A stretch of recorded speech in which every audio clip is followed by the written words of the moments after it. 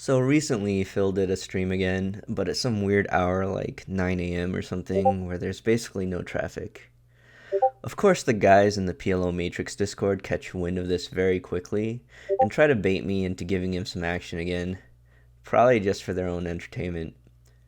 By the way, go check out PLO Matrix if you're clueless about preflop PLO stuff. Anyways, I guess Phil was just doing a casual stream where he told stories, interacted with YouTube chat, and did a Q&A for his viewers and subscribers. To be honest, I'd just gotten out of bed and was not exactly thrilled about the idea of playing Galfond heads up first thing in the morning. Also, I was kind of on a big downswing this month.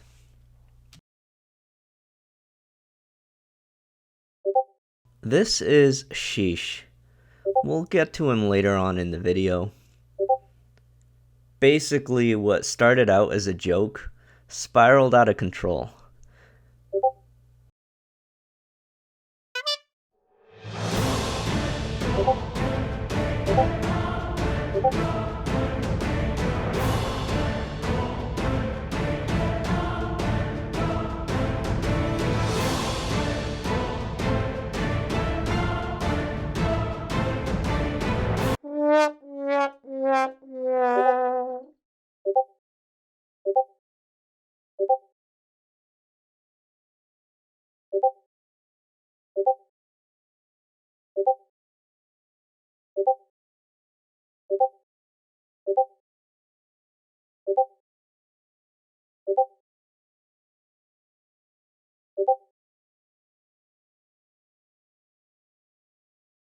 Poker is fun for everyone except my opponents. They shoulda practiced avoidance.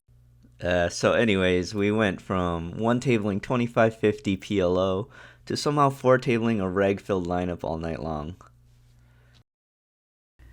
I guess I'll show some of the highlights from that session to some nice happy music.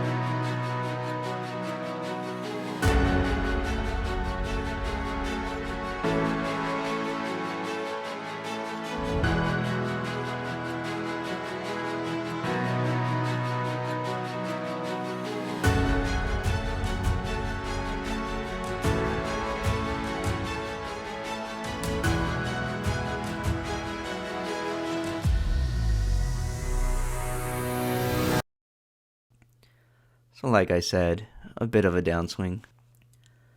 Do I have some regrets? Sure, a little. But taking shots in poker is fine. And I'm sure Phil would back me up on this if we tuned into his stream. So I'm not sure how much you've heard me talk about shot taking in the past. I've talked a lot about it. Generally, I don't advise it, so at all. So my first bit of advice would be don't shot take. Oops. Alright, no more shot taking. We're just gonna tune into the stream and watch some PLO content. At least, I thought that was my plan, until I noticed something terrible. This is fine though. One PLO game, one no limit game. So one table where I know exactly what I'm doing, the other table where I have no idea what I'm doing. So we gotta save Phil from this garbage. I make a quick appearance at his 2-5 table. Hi. Still got that donkey tag from our first session though. And since this is a Q&A, I got a question for Phil on the stream. Oh, Zephyr Poker, who's here, asked if I want to splash around at 510. Yeah, let's do it. So I guess I'm gonna leave the no limit table. Thank you for the action and livening up the stream. So I've already started 2 tables waiting for Phil, and nothing really interesting happens between me and the other guy when we're battling. Pretty standard stuff.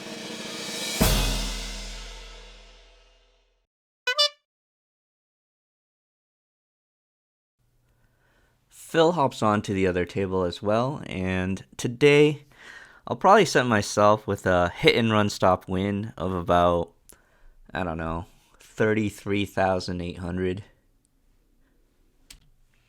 Please, Phil, I need this. I recall this session, Phil made a lot of hands, especially boats, and I kept trying to bluff into him. Phil was also clearly pretty distracted during this session doing the Q&A, and even only just 2-tabling, he forgets the action sometimes, but he always figures it out. I wish I remembered pre-flop. Probably he raised I 3-bet and got cold called, which is why I'm confused. Speaking of which, did I just see Phil get trips or boats 4 hands in a row?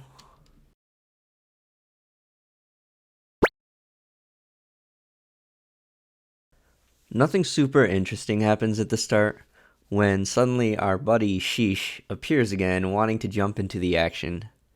He smells blood in the air and actually sits Phil at 1020, trying to steal the action away from me. In business, it looks like I'm getting 10-20 action. Let's see how that plays out. By the way, good fold, yeah. Phil. Okay. So, who is Sheesh, actually? I got into contact with Sheesh only a couple months ago, and we quickly bonded over our shared love of heads-up battling, Megan Trainer hits, and our love of live poker. And like any other professional relationship, we show great respect towards each other. We take our beats against each other graciously.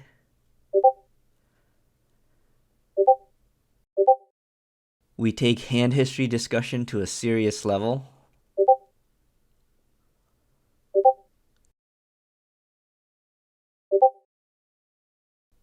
And we never, ever take anything personally at the tables.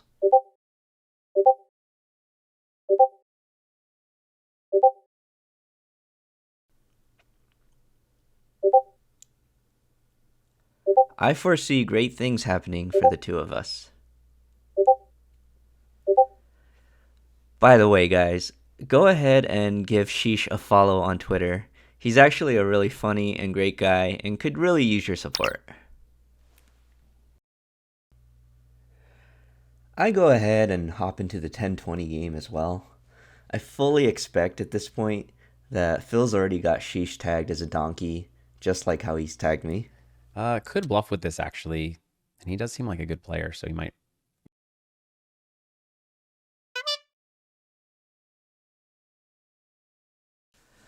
First hand at 1020, we get dealt double suited aces, and this is an extremely easy 3-bet. We flop 2 backdoor nut flush draws, and our 3-bet range does fairly well on a 2 Broadway texture, so I'm okay with c-betting here, mostly expecting Phil to flat if he's going to continue. I'm a little surprised to see him raise though, and his raise feels extremely strong given that he knows a 2 Broadway texture should hit me fairly well with most of my 3-betting range. This is supposed to just be a call, but I'm very tempted to just rip it in now. At least I think it's supposed to be a call. I'm just going to rip it in now. With just naked aces and not much else going for me, I ended up folding, and I'm happy to find out later that if Phil had flatted and I turned some more equity like club, spades, or a 5, I'm probably putting a bunch more money into this pot. Like, he's going to have a lot of just like ace, ace, queen, 10 that are in a really tough spot against this jam, but then are going to have easy check folds on the turn. A very similar spot appears a few hands later. I open and defend 10-10-9-7 to a 3-bet and flop top set. Phil checks here, and I fire out a bet. I think a third, half, or 2/3 are all fine sizings. And Phil has a very reasonable peel here to a 1/3 bet, especially since he can utilize his naked ace of diamond blocker in the future. On the turn when the queen comes, the range advantage shifts towards Phil a lot, as his 3-betting range should contain many broadways and also connect with the queen fairly often. Also, as I'm unblocking diamonds, I really want to apply max pressure here and protect against diamond draws, so I go for a pot. This is an ugly spot. So 1, 2, 3, 4, 5. I'm looking at 8 outs if I'm beat, and maybe, well, as many as... Phil folds as my line looks very strong, shoving into this turn card. As many as 12, maybe. But that's really optimistic. I think it's just a fold. I think I'm rarely ahead. I could be, but... Also, since I went full pot, his naked ace of diamonds actually loses a lot of bluffing leverage, as stack to pot ratios are reduced too much. And just as quickly as he appeared, Sheesh dips out, leaving me to fend for myself against Phil at 10-20. Phil knows I'm just a fish on a dealer's salary, so he kindly asks if I want to go back down to 5-10, which I happily agree to. But since there's a stream delay, I don't get his message until 5 minutes later, which is more than enough time to punt off another $1,000 at 10-20. Check call here, pretty standard. So Christ is Lord, you're in chat, right? Should we go back to 5-10 now that it's just us? I did not try to lure you here. I just got some 10-20 action. It's not your fault, Phil. I know exactly the culprit who lured me here. On the left table, 3-bet pot, and Phil's range is going to have issues, so I go ahead and stab to put his range to the test. So, I mean, here on the left is the absolute dream in PLO. You 3-bet. The board is one where your range is in so much trouble, you're so screwed, but you actually flop the nuts, and it's rainbow, and you have 2 backdoor flush draws to boot. I never check raise this flop with anything. Although against a specific opponent type, you might have to start raising there. Here on the right, easy call. And 3-bet pot. I fire again, picking up diamonds on the left, and on the right, I have easy bet lines with top set. And it is a little interesting here. I think we keep slow playing, but it is tempting to put it in. If we didn't have a flush draw to go along with it, I would put it in. Call again over here. We got there, and unfortunately for our friend, he's up against the nuts on both tables. So hopefully he gets away from one of these. So I gave up on the left because I blocked diamonds, and the deuce allows his ace wheel cards to call. Bluff. So it was good that we kept him in there. And on the right, I just have terrible blockers. I don't have clubs, and he's just going to have clubs here a lot. So I folded there too. Duarte? Is that right? Do I ever tilt? Yes, I tilt. But my definition of tilt. Phil's talking about tilt here, which is very appropriate as I'm about to go on tilt from running into so many boats. On the right table, we flop trips and I fire flop, and on the turn the flush comes in, but I do have the queen of diamonds. We have the option of betting or checking here, and I decide to go with betting again on the turn. And on the left table, I decide to semi-bluff nut flush draw on the flop, as at this point, I don't realize Phil's just flopping trips or boats every hand, and I felt like his c-bet frequency on paired boards might have been a bit too high. Weird spot on the right where we just have a bluff catcher with great blockers. I just kind of don't think he's bluffing. I wish Phil listened to his gut more. Anyways, I continue bluffing on the left as we pick up a wrap. Why don't I think? I mean, this is supposed to be a call in theory for sure. I guess he's capable enough. Interesting. So that's a very advanced bluff by him. So well played. A lot of players don't go for that, and that's smart. I guess I'll expand on why I fired on the right table a third time. Basically, I felt like I no longer had the best hand and that Phil either had a better jack or a flush. It's very difficult for him to have both, though. I decided Phil would be able to fold a lot of flushes given that he had a nitty perception of my game. I also felt that blocking the queen of diamonds was nice as his non-boat trips also have a very difficult time calling as the flush got there, and I also blocked some of the higher diamonds from calling me. I think a lot of good players are able to turn made hands into bluffs when they realize they're no longer good in spots that can generate folds. Not that I'm claiming to be good or anything, maybe I'm just blindly value betting trips here and lying about it in this video. So really interesting here on the left table. He pots turn. He's basically saying that he made a flush by the way he's played his hand. Or I'm saying I surrender. So I think I kind of rep that I'm doing what he did and turning trips into a bluff. Alright, well that sucked, and we're swapping back over to two tables of 5-10 again. I do what any level-headed poker player does in these spots and blame their losses on extraneous circumstances. In this case, sheesh. In this hand, it's a 3-bet pot. Phil 3-bets, and he slow play traps till the river, where he pots. And I briefly consider hero calling or raising to rep river 10-10. But I decide I'm sick of running into boats, so I decide to just fold here. Here against the limp, we're going to raise. So we limp a mediocre hand. And on this flop, I'm just going to bet range for half pot. I flop a double gutter and have an easy peel in position for half pot. That seems good. And here, I think pot seems good, even though it's kind of dicey. We pick up actually another straight draw, needing the 7.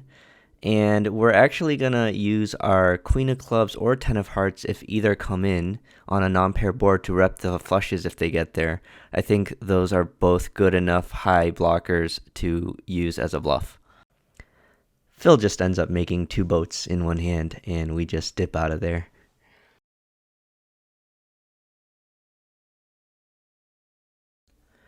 This next hand I open and Phil calls, and I c-bet a flop that looks pretty decent for my hand. Phil actually goes for a check raise here when he usually calls, and I think that's fine. On the turn, a straight gets there, so I like Phil's bet here. I still believe my hand is too strong to fold, so I call again, and I'm also almost never drawing dead with 2 9s as outs. Finally, on the river, Phil contemplates check calling, which I think I like that line a little more. If Phil had checked here, I think I would be forced to turn my hand into a bluff. I might go for the check call. Is that crazy?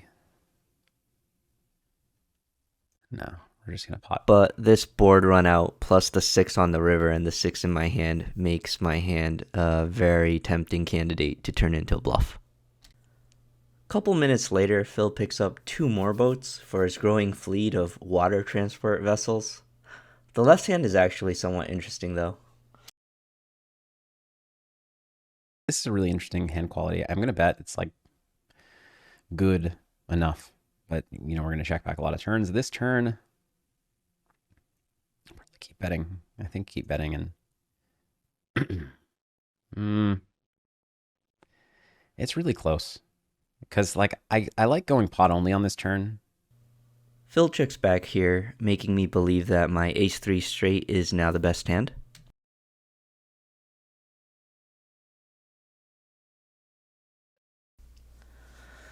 When Phil checks turn, he's basically communicating to me that he's worried I have more boats than him or a stronger range than him. When I bet river and he raises, despite him telling me he was worried on the turn about my range, now he's repping boats only. The thing about these spots is that since the board has double paired, the probability that my opponent having a boat is significantly reduced. But Phil is obviously aware of this probability concept here and still chooses to raise. Almost the entire population of PLO players will not bluff this spot, as both players are aware that the river raise line is extremely suspicious and hard to have boats. So it sort of becomes a psychological leveling war where the raiser will just always have it and hope that his opponent will be suspicious enough to look him up. So until Phil and I develop a strong enough heads up dynamic and relationship to the point where Phil believes I will always be folding this spot, aka after Phil watches this clip maybe, Phil will not have a bluff here in the first occurrence this spot comes up, in my opinion. Anyways, that's just a lot of words to basically say that in this spot, people always have it. So I fold. So you guys know that feeling when you're at a bar and the more drinks you have, the more attractive the girls at the bar look? Yeah, I don't know anything about that either, because I'm a poker nerd, and I just stay home and watch YouTube vlogs and play video games. But the point I'm trying to get at is that the more card dead you are, the prettier your hands start to look. And I was getting to that point in this session where flushes basically look like the nuts. But you have to sober up and realize that if you end up sticking it in at the end, you're probably going to regret it in the morning. So I folded my queen high flush on this river. And we are rewarded with our discipline with a monster hand on the left side in a 3-bet pot. Phil checks his range as is standard. Easy check call on the left. I'm actually going to check raise the right, even though it's like a middling-ish hand, just because I just have good equity against kind of anything. Left table, I feel like his barrel frequency has been kind of high, but he's shown me good hands usually. I'll peel, but it's kind of close. Weird river. Here now I go for the check call on the turn. There's no more kind of value in the same way. Phil looks like he should have a lot of overpairs here as a 3-better, so I'm targeting those here with a $400 bet. Now you're listening to my short. Okay. So right table is just check fold. It's a very unfortunate run out for what was a very good flop hand. Left table, obviously we beat, but we have what it looks like we have. So is he really going to keep betting against that? It's a weird sizing. He does that sometimes. I've always stood by my claim that I think Phil is more of a field player. I think solvers or game theory would probably call this combo. But Phil realizes this spot is extremely underbluffed, especially when he's so ace-ace or king-king heavy. Gonna fold. I just think people don't like to bluff when they're mostly bluffing into a full house. If you're gonna triple barrel bluff into an overpair heavy range on this run out, I think you'd have to be some sort of maniac. And I don't think Phil thinks I am one.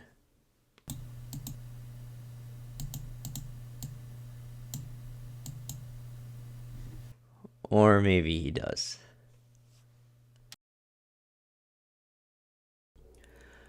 Here on the right table, I 3-bet queens and I range bet flop.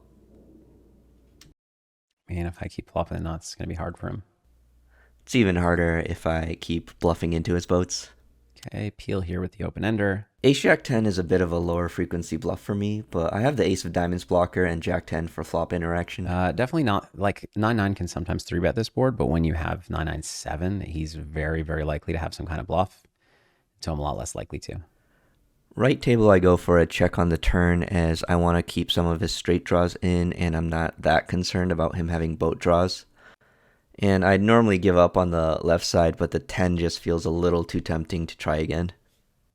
Here, I guess we're going to keep calling. Let's keep in his bluffs. And where was I going to? Okay. Interesting. A couple of straight flushes just got there. It's funny that Phil's concerned about a straight flush, and I'm just sitting here with a 10 and naked ace. We're obviously not folding. The question is, are we raising? Kind of feel like he's not going to call because he needs to have I don't know. It's just a raise, and if he's got me, he's got me. But I just feel like he's folding. He's been folding to basically all my raises so far, I think, but I've had it every time. I've also just not really had much to call. So he's been making correct folds. 5, right? Here on the left, Phil traps me in a small pot when I find a hand that feels like a mandatory river bluff with a 5. And on the right, I go for a double barrel bluff with the Queen of Diamonds blocker. Once again, I'm going to raise him on the river, and once again, I have it. Shoot, I think unfortunately it's going to be too hard for me to find that hand right now. Easy call again, especially with the redraw. Check Again, this I one. find myself in a spot with trips but no showdown, so I go for the 3 street bluff here. One of these times I'm not going to have it, but I just keep having it. Okay, king 10 9 5. He had a 5 on this board. Fortunately, this one gets through. Interesting that he keeps betting. I flop the world here. Do I ever check this back? Maybe not. All in all, this session was pretty brutal early on, but I think I mostly minimized the damages by never really paying Phil off. Nothing really missed, so I actually believe him, even though I'm getting great pot odds. It's just really hard for him to bluff that rainbow turn and not have connected with something. He also had some really good reads and rarely paid me off. I don't know why he's half potting, but I'm just gonna give up. I guess he has a set. That's my read. I guess you could say that Phil was a believer of Christ for the most part, and Christ believed in Phil as well. Fold here. He can certainly have 10-10, but he had to bet it on the flop too. Of course I had it. I actually ended up winning a few buy-ins this session with some big pots at the end. I'll cover a few of those and wrap this video up. Here I 3-bet some good Broadway cards, and the flop is very good for us, and we go half pot. The flop texture is pretty dry, so when Phil calls this texture, he generally has connected in some manner. Some 10-jack himself, Queen X, King 9 or King 10 King Jack gutters, and some King King Jack Jack and 10-10 hands. Turn's a great spot to check as the primary draw hit, and he'll start bluffing his jacks and 10s, and his kings also just hit sets. We can also get a check raise free roll in against his 10 jack, and the remainder of his king x would probably just fold if we barrel again, with the exception of some king queen and king 9. River I check again, as it's very difficult for Phil to have not connected to that turn card in some manner. He also seems to use a one-size river strategy of pot, and I think he needs to go for value here with king king, king queen, and king 9 type hands, as my line looks extremely weak and ace ace heavy. All right, so we do get check raised. Min. Again, Phil's been folding to my value this session, and I don't want to lose him here, so I go for the check min raise. I mean, you're not supposed to fold this hand to a min check raise. I think he knows he's beat, but also it looks really bad on stream to fold to your viewers, so I'm almost guaranteed a call here. But I really don't think he's bluffing. So I have 1, 2, 3, 4, 5, 4 to 1, and I think he's bluffing very infrequently. In this exact spot on stream, I'm probably bluffing 0% here. Less than 20% of the time? I kind of think so. Yeah, downside to streaming is you can't publicly show your viewers that you're folding king 9 here with a 10 blocker. It's such an exploitable fold. All right, I'm streaming. I can't fold this. Yeah. Nice hand. Next hand is not that interesting. It plays out pretty standard. I'll just say that I didn't 5-bet get it in pre because I thought our heads-up match was very peaceful, and I didn't think Phil had very many light 4-bets. But on this flop, we both just kind of stick it in and hope for the best. All right, good luck. He's got a very big pre-flop hand. And he's got there. Probably just get that in pre, maybe not. If he thinks I'm not betting enough. Okay, last couple of hands. Left side, Phil runs one of his only large triple barrel bluffs of the session, and luckily for me, I have a pretty standard call down hand. And here on the right side, I limp very low quality king king, and I call a raise from Phil. I peel a flop c-bet in position, and we go to the turn, which is pretty interesting. All right, so have the nuts unless he has king 10. So he's not going to have aces, so let's get a little more money into the pot. Phil is correct to eliminate aces from my limp call range, and in the same regard, he should also be eliminating most of my king king from my limp call ranges, as they'll usually raise pre. So even though generally, if you're going to block or bluff these spots, you also want to have another Broadway card with your kings so that you at least have some equity in the pot, I went for it with dry naked kings for several reasons. One, Phil was giving me a lot of credit this session. 2, I don't think he'll put me on king bluffs very often due to the fact that I limp called this hand. 3, Phil generally frequently uses a turn pot sizing, and I didn't think he had king 10 himself here. And 4, I rarely use pot sizings this session, so I used a pot sizing because I thought it would lend me more credibility. Do I want to do anything other than call? So here, what do you have here? Queen high flush. I mean, that's relatively standard. I'm obviously not folding. Do I want to? No, I think I just need to call. He's potting too. It's too bad because even some of his bluffs got there. The 10 is a really lucky run out because now I'm almost guaranteed to get through with almost any sizing I use on this river bluff. But I'd like to think that if the river bricked a deuce or something, I'd probably still get a fold from Phil. All in all, I would say this was a pleasant, sort of friendly vibe-ish session. I didn't feel like Phil came after me as much as he could have in a lot of spots, and he was extremely distracted doing the Q&A. I actually recall him uploading a TikTok or YouTube Shorts in the middle of our session and timed out in a bunch of hands. I also think there's a huge advantage in me being able to tune into his stream, despite the 5-minute delay, to hear his real-time thought process. Knowing he had a boat every single time was reassuring to me to make all those folds, as if I didn't have this information during the session, I'd probably have lost my mind and felt like I was getting run over and started making some pretty light call downs, thinking he's bluffing me every time. Shout out to Run It Once for their PLO content, and I think Phil's on some social media prop bet grind, so if you guys want to give Phil a follow on his social media, I think he'd really appreciate that. Also, if anyone has a couple $1,000,000 lying around, I'm 2 for 2 against Phil heads up and open to his heads up challenge. Just saying. Thanks for watching, guys.